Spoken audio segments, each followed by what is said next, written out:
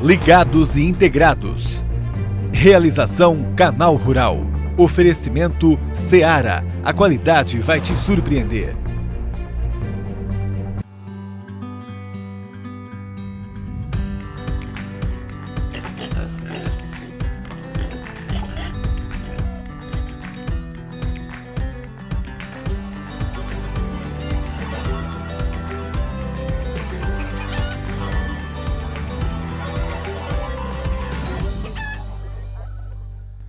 Ligados e integrados no ar, bom dia para você. Vamos falar do preço do frango vivo, que subiu 18% entre junho e maio.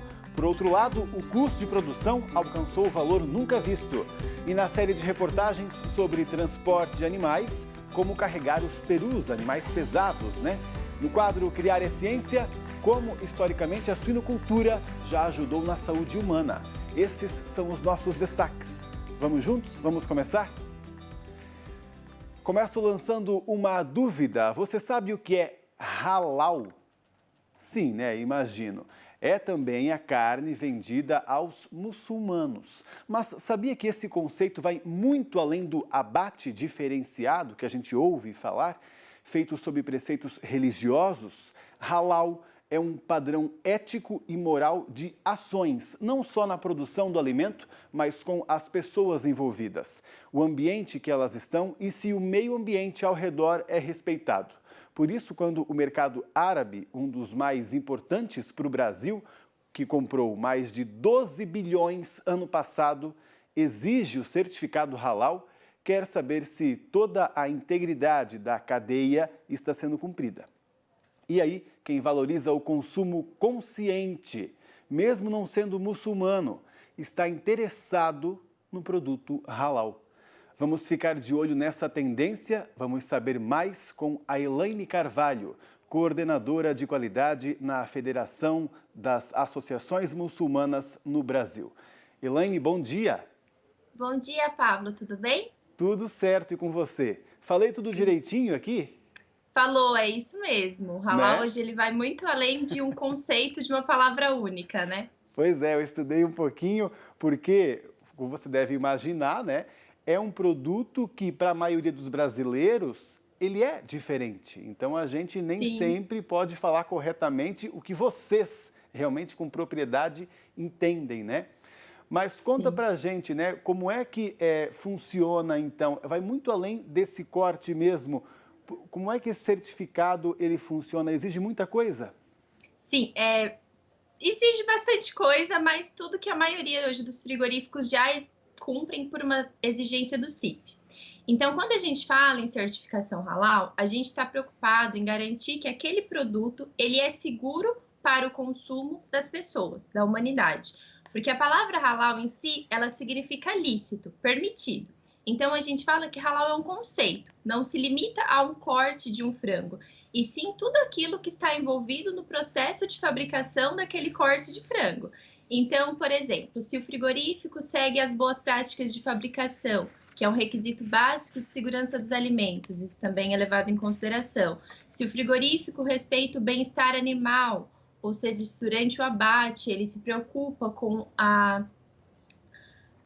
o estado daquele animal, que de fato ele não tenha sofrido, que o abate tenha sido feito de maneira humanitária, isso também é levado em consideração. Se o frigorífico tem um apelo social, ou seja, se ele não vai trabalhar com mão de obra escrava, se ele não vai ter, por exemplo, descartar incorretamente seus resíduos, tudo isso faz parte da avaliação durante a auditoria de certificação. A auditoria de certificação halal, ela é realizada resumidamente em 3 etapas. Primeiro, nós temos a avaliação documental, onde o cliente envia as documentações para a Fambrasa, a empresa verifica a parte de cadastro, se ela está corretamente registrada no Ministério da Agricultura, se ela tem os registros de CNPJ, as licenças de funcionamento. Na sequência, nós seguimos para a auditoria presencial, onde é avaliado uma série de informações do frigorífico, se ele está cumprindo, por exemplo, o bem-estar animal, as boas práticas de fabricação, se ele tem um descarte adequado de resíduos, manutenção, relação com os funcionários, registros. E na sequência, nós seguimos para uma parte de análises laboratoriais, onde a certificação busca entender se aquele produto não oferece nenhum risco para o seu consumidor. E aí, uma vez que nós tivermos uma positiva em todas essas etapas, nós vamos seguir para a certificação, né? Então, esse processo passa pela decisão de um comitê, e o comitê vai dar o aval de que sim, este produto pode ser certificado, pode ser considerado halal ou não. E aí, a partir disso, o frigorífico recebe uma habilitação que faz com que ele possa exportar para os países árabes. E como é que vocês veem, né, a nossa manchete aqui que construímos juntos de muita gente pelo mundo, né, que valoriza esse consumo mais consciente, ficar interessado no halal? Sim, é uma tendência. A gente vê que cada vez mais consumidores não muçulmanos buscam um produto halal porque eles identificam que o selo halal é um selo de qualidade. Então, na hora que ele vê o selinho lá no produto, ele fala, esse produto passou por um processo de certificação, eles verificaram a qualidade dessa empresa, eles verificaram a segurança, que esse produto não vai trazer mal para mim, fazer mal para mim, e aí por isso eles acabam comprando. Porque o conceito halal, ele busca o que é lícito. E tudo aquilo que é ilícito, de alguma forma, pode trazer algum mal para a nossa saúde. Então, a certificação halal, ela está diretamente ligada ao conceito de saudabilidade. E conforme isso vai se difundindo pelo mundo, as pessoas passam cada vez mais a buscar os produtos certificados. Mas no caso, a Fambras, ela não intervém ou até tem prestado algum apoio para outros mercados que estão interessados nisso, né? É realmente só uma percepção de vocês? Explica para a gente. Na realidade, isso é uma tendência mundial. A gente vê isso aqui no Brasil e a gente vê isso internacionalmente. Então, conforme você vai conversando com as pessoas ou então você vai vendo matérias, você vê que cada vez mais tem uma crescente muito grande em produtos halal, em consumo de produtos halal, e ela se dá inclusive em países que não são exclusivamente muçulmanos. Por exemplo, hoje a China é um grande parceiro.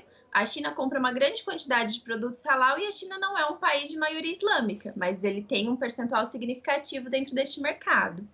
Tá certo, muito legal. Então a gente espera contar mais com vocês para falar mais sobre essa curiosidade, no caso para os brasileiros, vocês entendem, né? Com certeza, estamos à disposição. Então, sucesso, Elaine, até a próxima.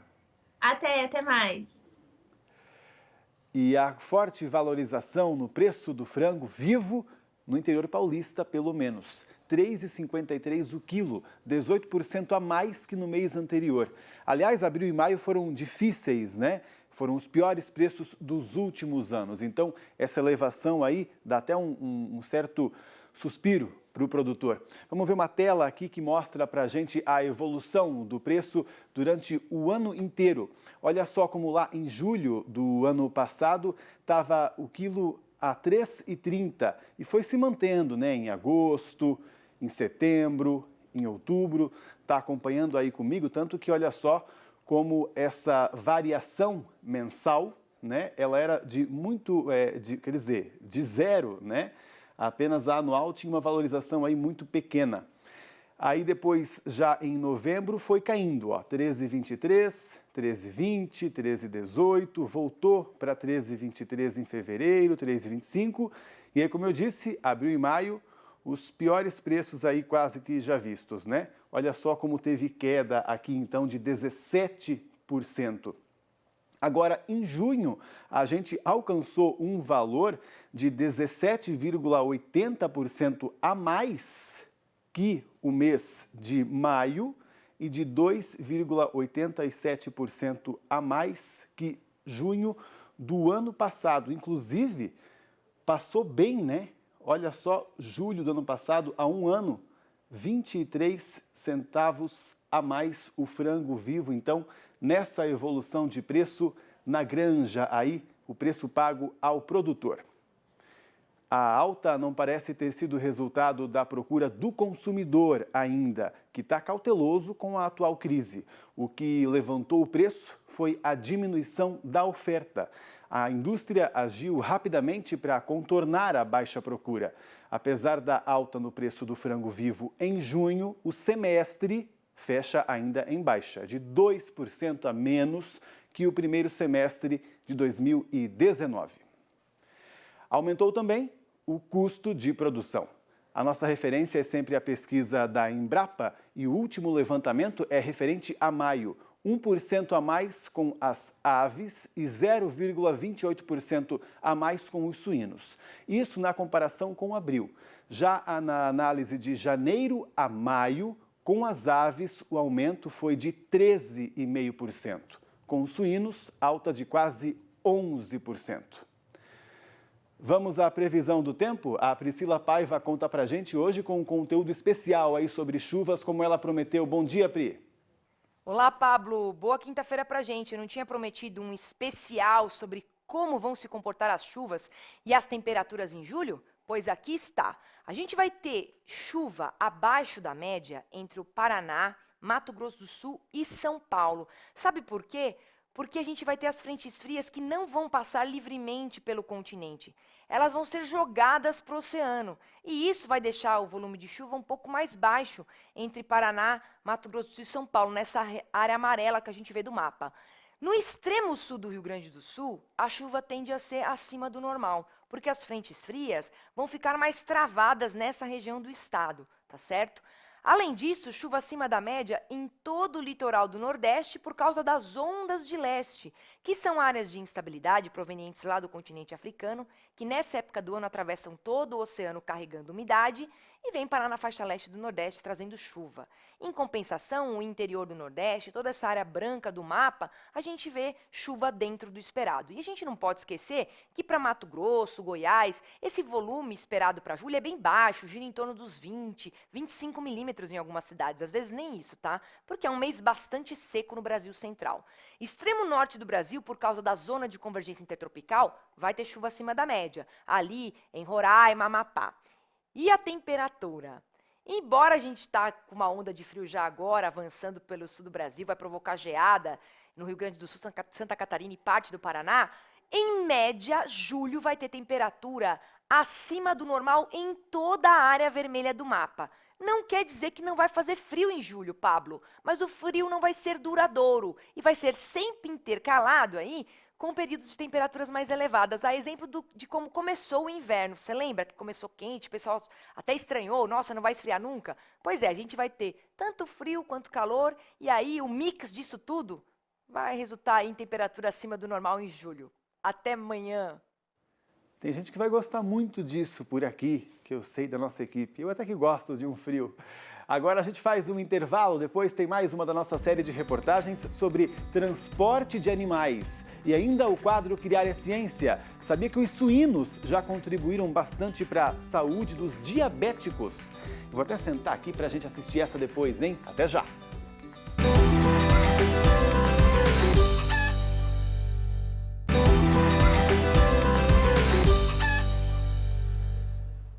Ligados Integrados de volta e com mais uma reportagem da série que mostra como transportar os animais. Hoje vamos ver como funciona com os perus. Eu fico curioso. Conversei com a Júlia Fabre antes e ela disse que também ficou bastante curiosa aí.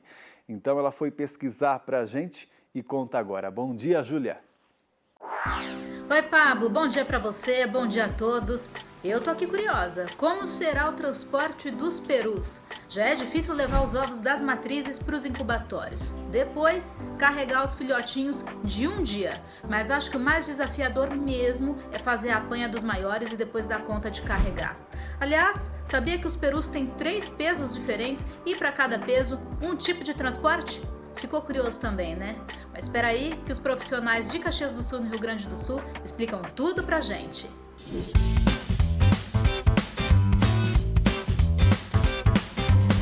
Eu sou o Evandro e venho falar sobre o transporte de ovos pets. É realizado 3 vezes por semana de cada granja para o incubatório. Um caminhão exclusivo para essa atividade, a qual o motorista não tem contato com a carga para evitar possível contaminação. O caminhão possui temperatura e umidade controlada, sendo a temperatura de 18 a 20 graus e a umidade relativa entre 60 e 80. Possuímos carros e bandejas exclusivos identificados por cor e específica por integrado. O Evandro também falou sobre o transporte de perus de corte de um dia. Um caminhão exclusivo é utilizado para essa finalidade. E antes de fazer o carregamento, fizemos cheque de limpeza e de funcionamento geral do baú, para garantir a qualidade do transporte com temperatura adequada e umidade desses peruzinhos. São carregados nas caixas azuis perus machos e nas caixas brancas perus fêmeas. São 60 por caixa para garantir o conforto e o bem-estar animal dessas aves até o integrado. Após a descarga, os baús são lavados e desinfetados. Para o transporte dos animais para o próximo integrado, todos os equipamentos devem estar limpos. Os caminhões que fazem a transferência dos peruzinhos, ou seja, da granja de iniciadores para a granja de terminadores, são adaptados com cobertura e aletas laterais. No inverno, quando fechadas, as aletas impedem a entrada do frio ou da chuva. No verão, as aletas abertas forçam a passagem do ar, ventilando os animais. Assim, proporcionam às aves conforto térmico em qualquer clima. Vamos agora saber mais sobre o transporte dos perus para o abate. Olá, sou Claudimar Coelho, sou analista de logística da Seara Caxias Perus. Vamos falar hoje sobre o transporte de perus, galpão de espera, plataforma de descarga e desempilhador de descarga no abate. No transporte de perus, para nós atender o bem-estar animal, todos os nossos veículos são rastreáveis. Nós temos um protocolo de números de aves por gaiolas. Nós temos 3 tipos de peso de aves. Nós temos a fêmea leve, de 4 a 5 kg. Nós colocamos 6 aves por gaiola. Na fêmea pesada, de 11 a 12 kg, nós colocamos 4 aves por gaiola. E no macho pesado, de 20 a 22 kg, nós colocamos apenas 2 aves por gaiola. Nossas gaiolas, peso máximo é de 50 kg. E o peru tem essa diferença, que temos que transportar em 3 etapas, ou 3 tipos de transporte, porque são 3 pesos diferenciados. Ok? Vamos às demais informações do galpão de espera, plataforma e desempilhador, que você vai ver a seguir em outras imagens. O galpão de espera conta com um sistema automático de climatização. O sistema possui sensores de presença, fazendo com que ventiladores e nebulizadores sejam ligados quando necessário. A temperatura programada para ligar os ventiladores é de 17 graus. Já os nebulizadores são acionados quando a temperatura passa dos 20 graus e a umidade do ar é inferior a 70%. As aves precisam de pelo menos 20 minutos de descanso no galpão de espera antes do abate. A plataforma é automática. O operador só precisa engatar a corrente e acionar a mecânica do sistema, que puxa todas as caixas para uma esteira que leva ao desempilhador. Finalmente, as caixas são encaminhadas para o abate. Às vezes eu fico aqui assistindo e pensando que o pessoal da cidade deveria ver essas reportagens nossas, né? Porque não imaginam o quanto de trabalho que tem, o cuidado com temperatura, tempo de espera. É bem complexo esse trabalho, né? Vamos conversar um pouquinho mais sobre isso? O Claudimar Coelho, que é analista de logística agropecuária, conta pra gente os detalhes. Claudimar, bom dia. Bom dia. Claudimar, quantos cuidados, né? Como, por exemplo, limpar o caminhão toda vez que sai uma carga, porque até eu poderia dizer que seria um exagero, diríamos, porque se o caminhão ele sai desse mesmo incubatório para uma granja, depois ele vai lá buscar nesse mesmo incubatório para uma outra granja, né? A gente até fica pensando que talvez não seria necessária tanta limpeza, né? Mas vocês fazem questão dessa higienização a cada viagem, né? Por quê? Essa higienização é a garantia do nosso produto, né? A questão de contaminações, né? Biossegurança, biossanidade, no caso, né? Então, toda vez que o veículo faz transporte de ovos, de peruzinho de um dia e do apanha e transferência, ele sempre após o final da viagem, ele tem que fazer a higienização geral, completa, para poder voltar a fazer a nova viagem seguinte. É realmente muito cuidado, né? Porque eu até digo isso porque no próprio incubatório, ali já é um ambiente muito controlado. Na granja também já é um ambiente muito controlado. E mesmo assim, o caminhão, né, quando acessa, que só acessa esses lugares, ele ainda passa pela higienização, né?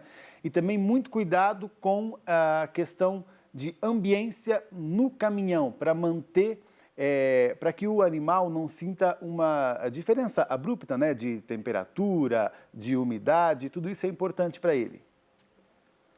Atendendo o bem-estar, né, a empresa tem um protocolo, um programa de bem-estar animal, tem uma boa equipe que faz essa gestão, né, e todos os nossos motoristas, transportadores, eles também são orientados a seguir o protocolo, né, tipo o caminhão que vem para a empresa, né, ele carregou lá no produtor, ele não pode parar durante o percurso, né, não pode parar em sol, se o sol estiver quente, né? Então, tudo para atender o bem-estar animal. Ele carrega, o destino dele é o abate, não tem outro destino. O incubatório é a mesma coisa, ele carregou o pintinho ali para alojar no iniciador, ele tem que seguir reto até o iniciador, não pode parar, né? E para não ter variações de temperatura também, né? Até achei muito legal o caminhão ali que tem aquelas venezianas, né? Uma mecânica muito legal também. E os motoristas, que você citou eles aí, também precisam sempre de um curso? Como é que eles são avaliados para trabalhar com vocês? Bem, a gente dá o curso para todos os motoristas que entram na empresa, que é a direção defensiva e integração do motorista, para entender como que a empresa funciona. O transportador, antes de ele entrar a trabalhar com nós, o motorista, a gente passa o protocolo de modelo de veículo e sobre o bem-estar animal, né? Então, ele já entra a trabalhar com nós, sabendo nossos protocolos, normas SEARA, né? Para atender nós, tem que estar dentro das normas SEARA, que é rastreador, veículo se tem que ser climatizado, ele vai ser. Nós temos um único transporte, que é o peru que faz, que é a transferência. Nós temos os veículos diferenciados também na transferência, né? Que são veículos tipo baú, mas com venezianas, né? Para arrumar o clima ficar melhor, né?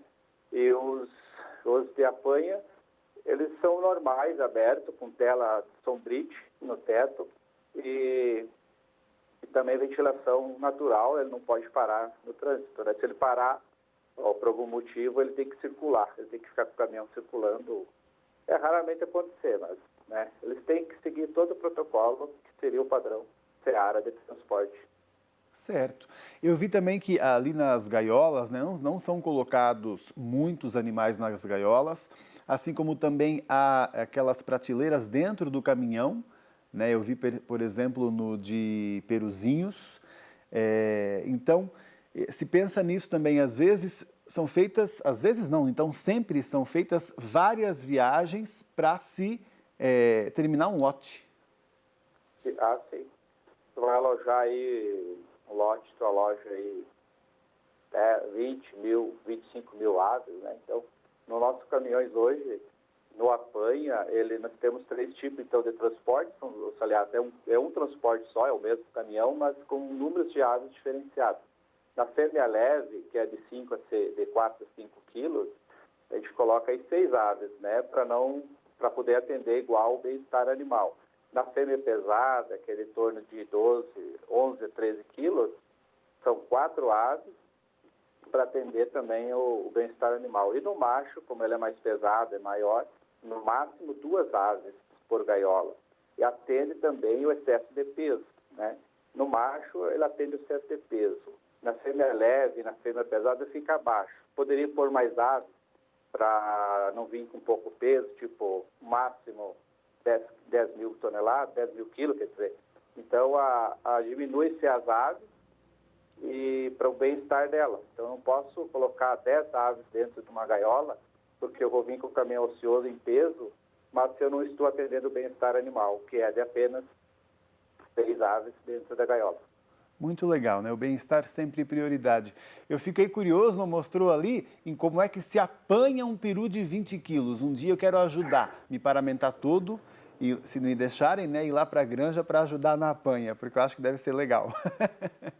Claudimar, obrigado, viu, pelas suas informações. Bom trabalho aí. Ok, obrigado. Estamos aí. Até uma próxima. E agora a gente fala da suinocultura, os benefícios dela, que vão muito além da alimentação humana. Sabia que os suínos também contribuem para a saúde, ou já contribuíram, né, para a saúde de muita gente pelo mundo afora? Eu estou falando dos diabéticos. Nem todo mundo sabe que essa doença é diagnosticada quando o pâncreas para de produzir a insulina, né? E aí, onde é que antigamente se buscava esse hormônio? Se pesquisou muito nos animais. E aí, onde é que foram encontrar uma insulina compatível? Acho que você já entendeu, né? Veja só no Criar é Ciência.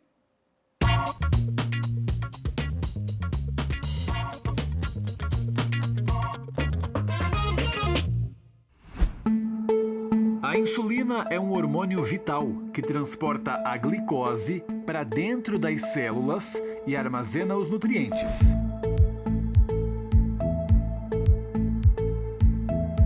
Se o seu pâncreas interrompe a produção da insulina de forma abrupta, o diagnóstico não tem erro: diabetes tipo 1. Em 1921, a ciência mudou a vida dos diabéticos tipo 1. Os cientistas conseguiram isolar o hormônio através de extratos do pâncreas de cachorros e aplicar nos humanos. Mas a insulina produzida assim ainda tinha muitas impurezas. Graças à tecnologia, a pesquisa evoluiu até que chegou na utilização da insulina suína, que por muito tempo resolveu essa demanda dos diabéticos tipo 1 pelo hormônio. Até a década de 80, mais ou menos, as insulinas suínas e bovinas foram as únicas armas terapêuticas para o controle do diabetes. Hoje, a insulina aplicada em humanos é biosintética, produzida em laboratório.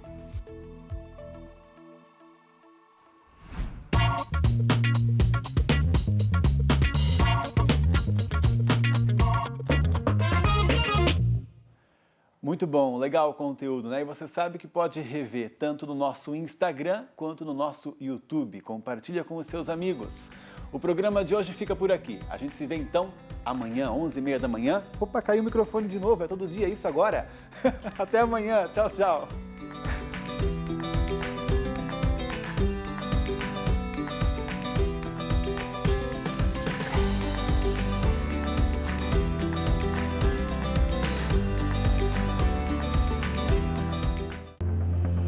Ligados e integrados.